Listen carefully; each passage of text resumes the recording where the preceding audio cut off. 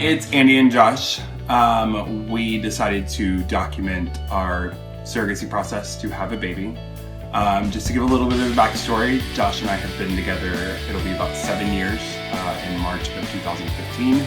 When we first got together, we both came to the realization that we both wanted children. We had both been looking for that in a significant other, and so as our relationship flourished, we got closer and closer to that. And then about 2 years into our being together, after we were engaged, Josh's sister, Carrie, approached us and let us know that one day she'd be willing to be a surrogate. Lo and behold, we did not really think much of it, so we started investigating the adoption process after we had our wedding in Texas in 2010. Then a couple of years passed and the adoption thing didn't really pan out because it's very expensive. And so about February of last year of 2013, Carrie brought it up again to us after Christmas, coming to see them. Josh's sister, once again, had offered us to have the baby, to do the surrogacy process for us. So we actually became more interested in it and started doing more research. So then in November of last year of 2013, we actually moved away from Texas, from the majority of my family and Josh's family and all of our friends, to move here so we could have a baby. Then in January, at the beginning of this year, 2014, we had an initial consultation with a doctor in High Point, North Carolina, which is about 15 minutes away from where we live. His name is Dr. Jeffrey Deaton. He's amazing. He is awesome. He did really good. So here we are now 10 months later, in November, and Carrie has been implanted with the embryos that have been fertilized. But let me backtrack a little bit. After our initial consultation with Dr. Deaton in January, there was a lot of paperwork and lawyer fees and lawyer paperwork that we had to go through. So it's actually taken a little bit longer than most normal couples. Yeah, it was crazy. We had to, first of all, we had to come up with $30,000, which is really, really hard to do. We were able to get some loans with my mom's help, thank God. And so we had to come up with that money. We had to do a whole bunch of medical testing, blood work, that kind of thing to make sure that we were fit. We had to do a psychological evaluation. We had to meet with our lawyer in Charlotte a couple times.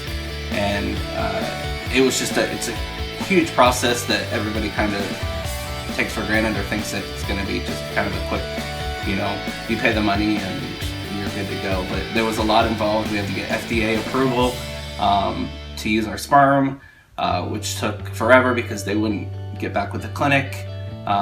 It just was a really long process that took a lot of time, took a lot of days off from work for both of us, a lot of money, like I said, but we are slowly but surely getting there to where we are now.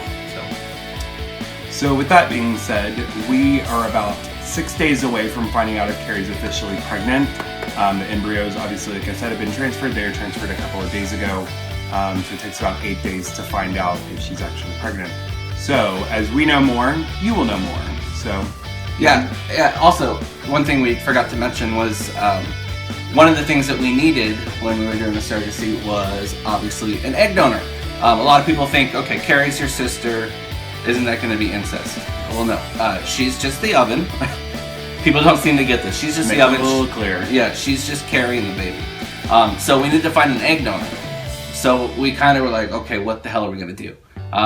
We thought about it, asked around, kind of didn't know where we wanted to go. We knew that if we were to buy eggs or find someone that was going to charge us to do that, we knew it would be even more expensive, another $10,000 on top of the $30,000 we were already having to pay. And we were lucky enough that Carrie's best friend, Julie, who's actually was in her wedding when she got married, agreed to do it. Julie's adopted, so she kind of thought this was a way for her to give back, per se. So she had agreed to do it with no strings attached. We were extremely blessed. She had to do so much work. She had to, get her own contracts done, her own appointments, blood work. She had to do shots and pills and ultrasounds. And as you'll see coming up in the clips that we recorded, she flew here and did the egg retrieval. She's been an excellent egg donor for us. Her body was magnificent. According to the doctors, the eggs were perfect. And obviously we wouldn't be able to get this far without her too. So that was a big part of the process. Thanks, Julie. Yeah, thank you, Julie. And just kind of all of our prayers were answered with her when she stepped in and was able to help us out. And it's just funny that she happens to be, Carrie's best friend. So we've got us, we've got my sister in the mix, we've got her best friend who's an egg donor. So it's kind of a weird combo. And she's in the military, she's in the Air Force. She's been in there since 1995. So she's pretty high up there, so it's really hard for her to take time off. But she was able to do it and help us out, and obviously we're blessed for her. So again, yeah, thank you, Julie. So in the upcoming clips, you'll see Julie's arrival here, the egg donation, kind of some clips from that, just getting together, meeting with her and the family. You'll see Carrie's process, and that's where we are now. We're just kind of, like Andy said, we're waiting. We'll find out a week from yesterday. We'll find out how the pregnancy test goes. Keep our fingers crossed, prayers. So we will keep you all updated. We hope to do a weekly video, just kind of updating you. And then when the pregnancy happens, which it will, we'll do videos and stuff with the ultrasounds and the baby's first heartbeat and all the OBGYN appointments that Carrie goes to, and we'll keep y'all updated. So stay tuned for the next 9 months, and hopefully there'll be a baby in the mix. Say some prayers for us. Thank you, guys. Bye. Bye.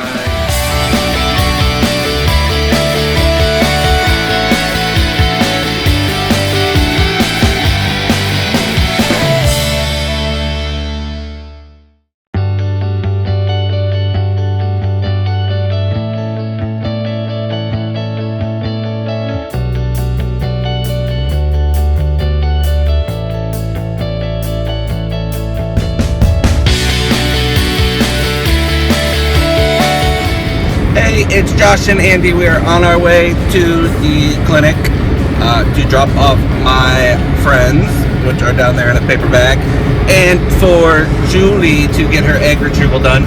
The doctor will take a look at all the eggs and determine which ones are best, and pick the 2 best ones, and then fertilize them. And on Sunday night, Carrie will most likely have them placed inside of her.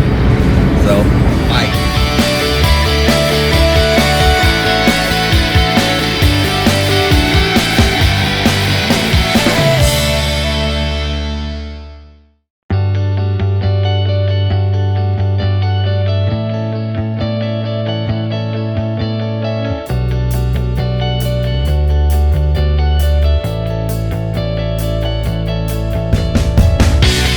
Hey everybody, we are just waiting for Carrie to get out of the room. She just had a successful transfer. We just spoke with Dr. Deaton. Here's everybody waiting. There's Sarah and my baby daddy Joshua, and soon to be grandma again, Nancy. So we will update you more as we know more.